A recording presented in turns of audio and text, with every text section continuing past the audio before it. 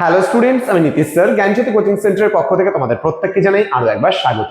তো তোমরা যারা এসকেডিইউ অর্থাৎ সিধু কানহু বিরসা ইউনিভার্সিটির অধীনস্থ বিভিন্ন কলেজগুলোতে পড়াশোনা করছো 6th সেমিস্টারে, তাদের কিন্তু এই বছর মেজর পেপার রয়েছে হিস্ট্রিতে। 3টে মেজর পেপার 8, 9 এবং 10, এবং তার সঙ্গে রয়েছে তোমাদের একটা পেপার ইন্টার্নশিপের। এই বছর কিন্তু কোনো মাইনরের পেপার মেবি থাকছে না তোমাদের।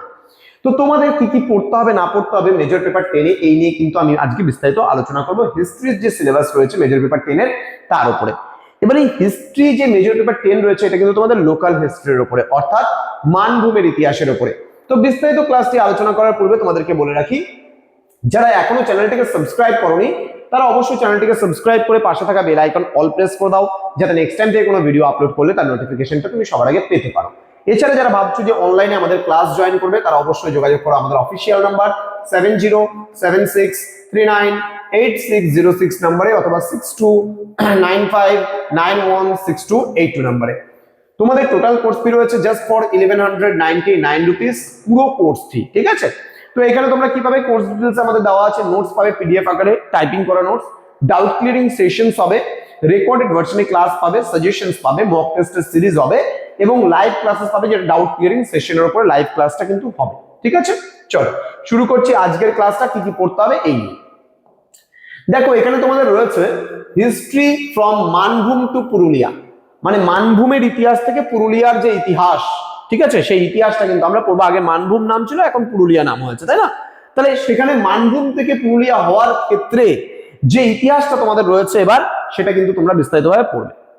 ইউনিট নাম্বার 1 অর্থাৎ প্রথম অধ্যায়, সেই প্রথম অধ্যায় তোমরা কি পড়বে, মানভূম সম্পর্কে হিস্টোরিক্যাল ব্যাকগ্রাউন্ড, মানে ঐতিহাসিক যে একটা পটভূমি রয়েছে মানভূমের, সেই মানভূমের ঐতিহাসিক পটভূমি তোমরা পড়বে, যেটাকে হিস্টোরিক্যাল ব্যাকগ্রাউন্ড আমরা বলছি।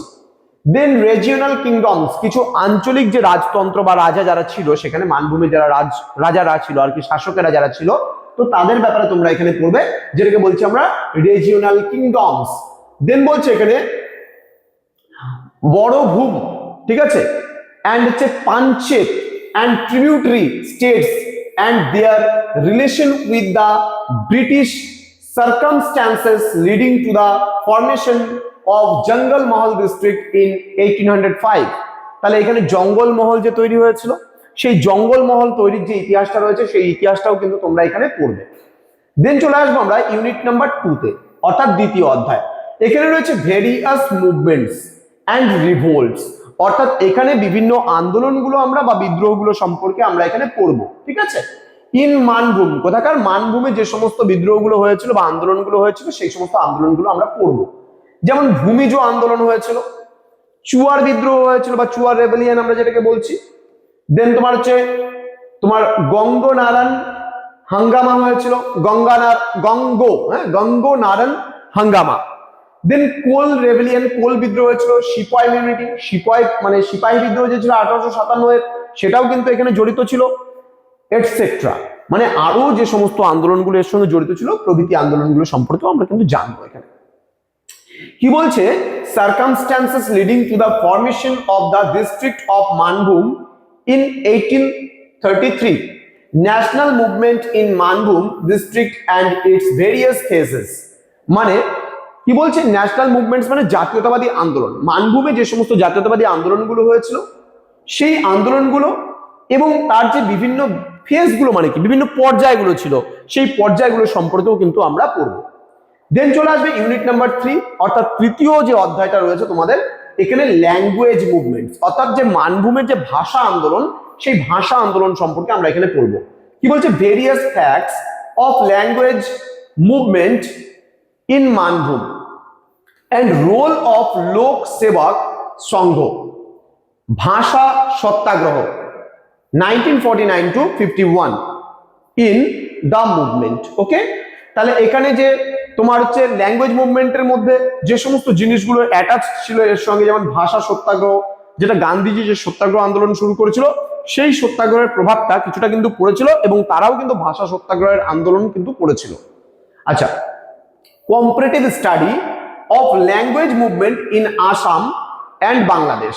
দেখো, এই সময় যখন মানভূমে ভাষা আন্দোলনটা চলছিল, তখন একই সঙ্গে কিন্তু আসাম এবং বাংলাদেশকে কেন্দ্র করেও কিন্তু ভাষা আন্দোলন শুরু হয়েছিল। তো এখানে কম্পারেটিভ স্টাডি বলতে তুলনামূলক যে তুমি পদ্ধতি, এখানে তুলনামূলক মানে তুলনা কার সঙ্গে করতে হবে, মানভূমের যে ভাষা আন্দোলন তার সঙ্গে এখানে আসাম এবং বাংলাদেশের ভাষা আন্দোলনের কি তুলনা তুমি করতে পারো, এই তুলনাটা লিখতে হবে এখানটায় কিন্তু। হ্যাঁ, এটা খুব ভালো করে পড়তে হবে এই পার্টটা, ভীষণ টাচেবল একটা চ্যাপ্টার এটা। এর আগে তোমরা কখনো এই লোকাল হিস্ট্রি পড়োনি, এই বছর ফার্স্ট তোমরা পড়ছো 6th সেমিস্টারে এসে লোকাল হিস্ট্রি, এবং তোমাদের যে আঞ্চলিক যে ইতিহাস সেই আঞ্চলিক ইতিহাসের উপর তোমরা প্রথম বছর পড়ছো, অর্থাৎ এই বিষয়গুলো তোমাদের অনেকটাই জানা। দেখবে একবার দুবার করে পড়ে রাখবে, তাহলে একবার দুবার পড়লে পরে দেখবে তোমাদের যে লোকাল যে স্থানীয় যে জায়গাগুলো আশেপাশের এরিয়াগুলো সেই জায়গাগুলোকে কেন্দ্র করেই কিন্তু এই সমস্ত ইতিহাসগুলো তোমাদের পড়তে হবে। হ্যাঁ, ওকে, চলে আসবো পরবর্তী ইউনিট, ইউনিট নাম্বার 4। দেখো ইউনিট নাম্বার 4 এ অর্থাৎ 4 নাম্বার অধ্যায় কি রয়েছে, স্টেট তোমার reorganisation commission and Manbhum. Tusu Satyagraha 1954 এ হয়েছিল, দেন বঙ্গ সত্যাগ্রহ 1956 এ হয়েছিল, অ্যান্ড হচ্ছে creation of new Purulia district and its changes after joining with West Bengal. ঠিক আছে, এটা কিন্তু কিছু পরিবর্তন হয়েছিল ওয়েস্ট বেঙ্গলের সঙ্গে যুক্ত হওয়ার পরে। তো যখন নতুন ডিস্ট্রিক্ট পুরুলিয়া বলে মানে উদ্ভব হলো মানভূম থেকে, তো সেই সমস্ত জিনিসগুলো যেমন আমরা মানভূম, সিংভূম, ধলভূম এগুলো কিন্তু বাংলাদেশের এরিয়া ছিল, বা বাংলাদেশ যে যখন মনে করো আগে তো পুরোটা বাংলাদেশটা তো আমাদের ভারতবর্ষের মধ্যে ছিল, পাকিস্তান বলো বাংলাদেশ বলো পুরো ভারতবর্ষের সঙ্গে অ্যাটাচ ছিল, কিন্তু এই মানভূম, সিংভূম, ধলভূম, মানভূম থেকে পৃথক হয়ে যে পুরুলিয়া ডিস্ট্রিক্টটা হলো তার ইতিহাসও কিন্তু আমরা এখানে পড়বো। হ্যাঁ, নেক্সট ইউনিট নাম্বার 5, এখানে রয়েছে সোসাইটি অ্যান্ড ইকোনমি, অর্থাৎ সমাজ এবং অর্থনীতি। এখানে রুরাল ইকোনমি মানে গ্রামীণ অর্থনীতি আমরা পড়বো, অ্যান্ড এগ্রিকালচার মানে কৃষিকাজ, with special reference to the lac industry of Purulia, role of জোর তোমার হচ্ছে বুন্দ তোমার প্র্যাকটিস ইন তোমার হচ্ছে society of the land.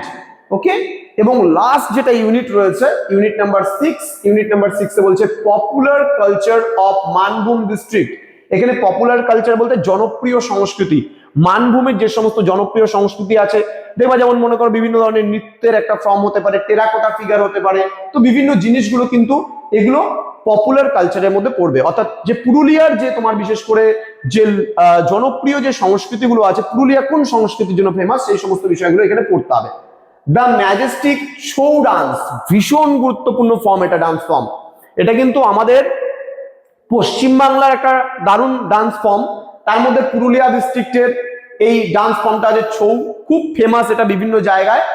Of the তোমার হচ্ছে region, origins and characteristics of the dance, a brief history of prominent Chhau dance Chhau dancers and overview of the dance and must তোমার হচ্ছে socio cultural significance of tusu, bhadu, karam, Jhumur and হচ্ছে নাচ।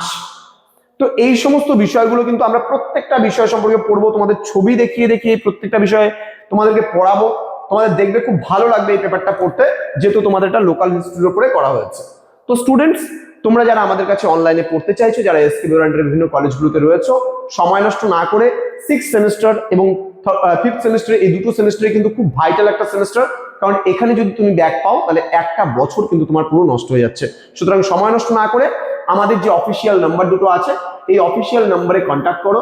Just পুরো সেমিস্টারের course fee আমরা নিচ্ছি 1199 টাকা, তোমাকে আর কোনো টাকা পে করতে হবে না, একবারই একটা সেমিস্টারের জন্য পে করতে হবে, জাস্ট 1199 রুপিস।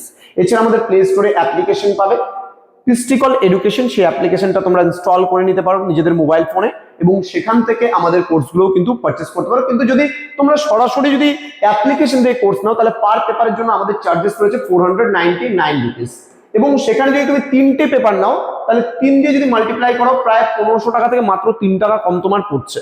কিন্তু তোমরা যদি সরাসরি আমাদের কাছ থেকে নোটসটা নাও তাহলে কিন্তু 1199 টাকার বিনিময়ে তুমি পুরো কোর্সটা কিন্তু আমাদের কাছ থেকে পেয়ে যাচ্ছ, এবং সেখানে পাচ্ছ নোটস পিডিএফ আকারে টাইপিং করা, ডাউট ক্লিয়ারিং সেশন যেটা পাচ্ছ। কিন্তু আমাদের যদি অ্যাপ থেকে নাও তাহলে কিন্তু কোনো ডাউট ক্লিয়ারিং সেশনটা পাবে না। ডাউট ক্লিয়ারিং সেশনটা আমরা দিচ্ছি তোমাদের যদি কোনো ডাউট থাকে সেটা, আর অ্যাপ্লিকেশনে জয়েন করলে কিন্তু ডাউট ক্লিয়ারিং সেশনটা পাবে না। তোমরা পাচ্ছ recorded classes, suggestions, mock test series, আর লাইভ ক্লাস এর ডাউট ক্লিয়ারিং সেশনের উপরে হয়, সেটাও কিন্তু অ্যাপ থেকে কোর্সটা নিলে কিন্তু পাবে না। তো স্টুডেন্ট, দেখা হবে তোমাদের সঙ্গে খুব তাড়াতাড়ি নতুন একটা ক্লাস নিয়ে। তোমরা প্রত্যেকে ভালো থেকো, সুস্থ থেকো, আর হ্যাঁ, ভিডিওটিকে শেয়ার করে দিও বন্ধুদের সঙ্গে, যেন প্রত্যেকের কাছে আজকের এই ক্লাসটি পৌঁছে যেতে পারে।